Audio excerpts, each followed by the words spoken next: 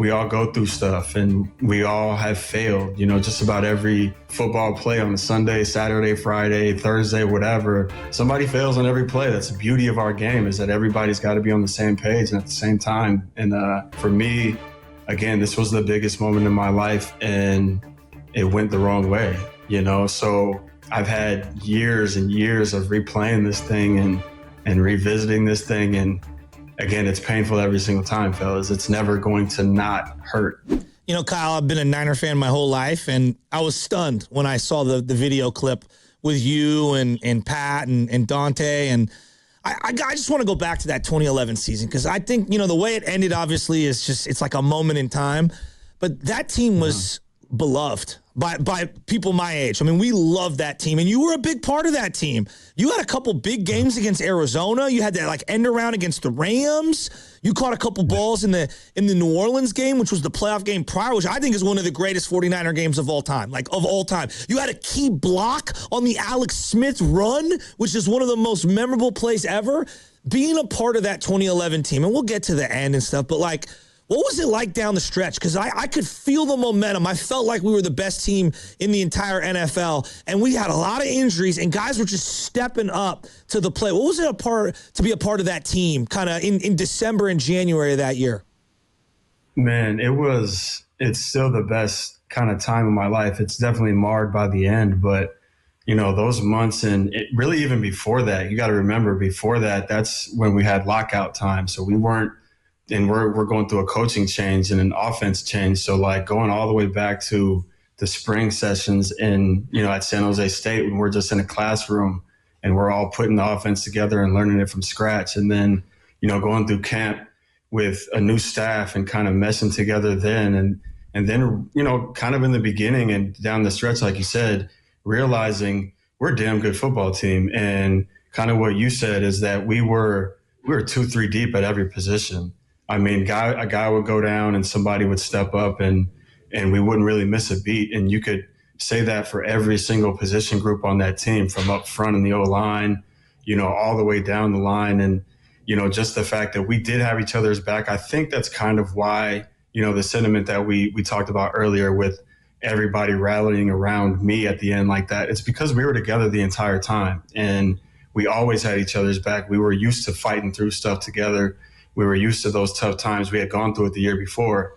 And it was, the majority of the same guys that had been through it with, the Coach Singletary crew. So we had been through some dark times. We fought through them together and we'd come out on the other side. And, again, you echoed it too with that Saints game. I think that is the epitome of who we were.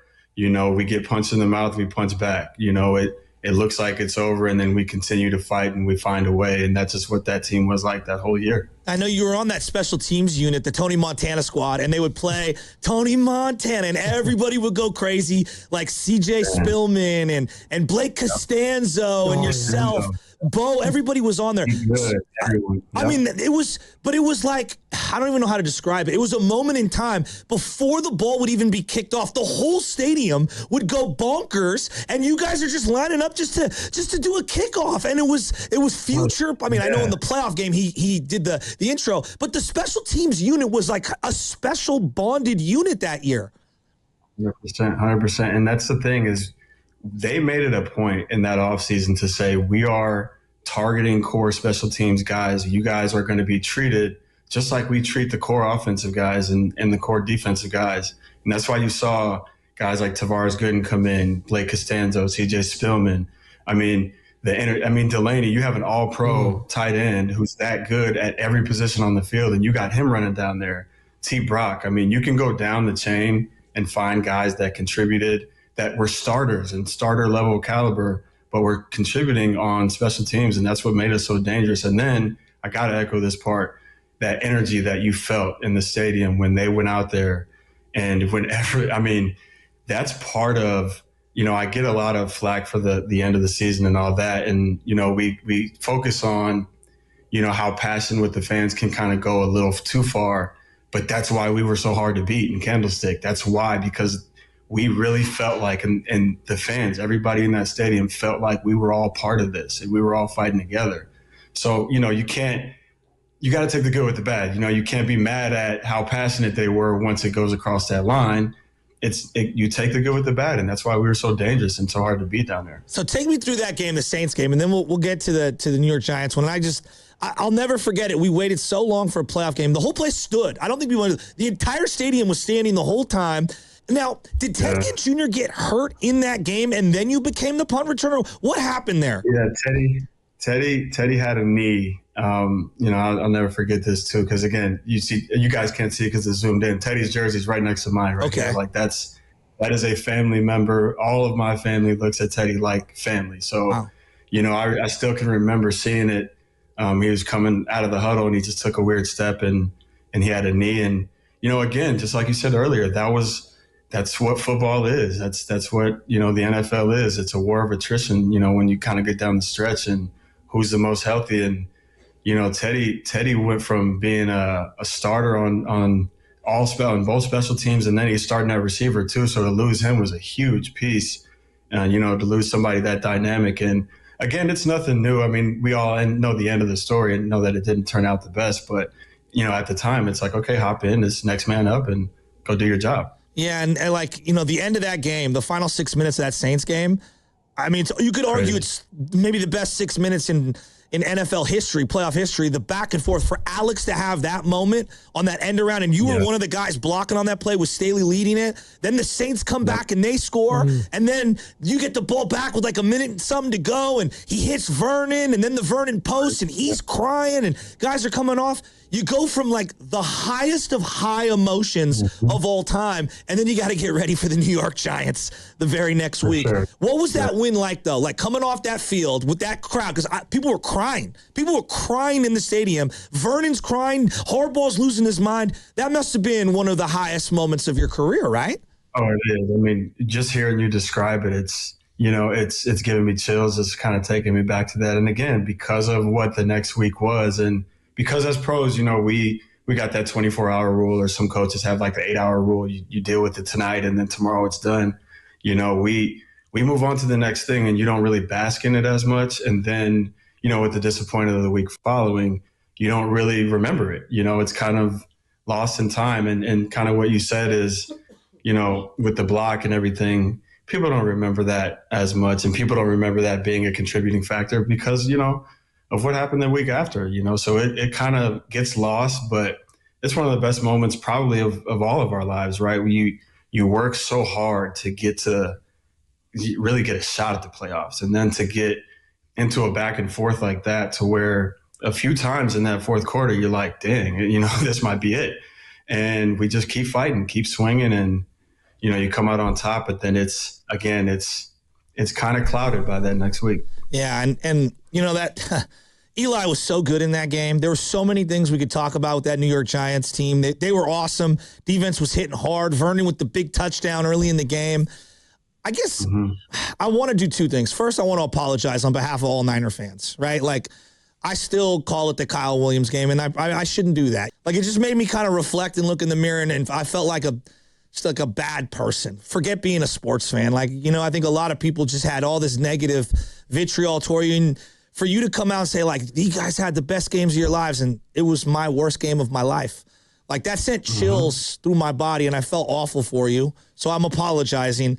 But I guess the question is, like, why now? Like, why have the courage to come out now and talk about it? I think it's what you're doing is showing tremendous strength. And so I guess I want to apologize, and then also say, like, I'm happy for you that you're able to do this. And I don't know, you don't need my, hand slap or anything like that.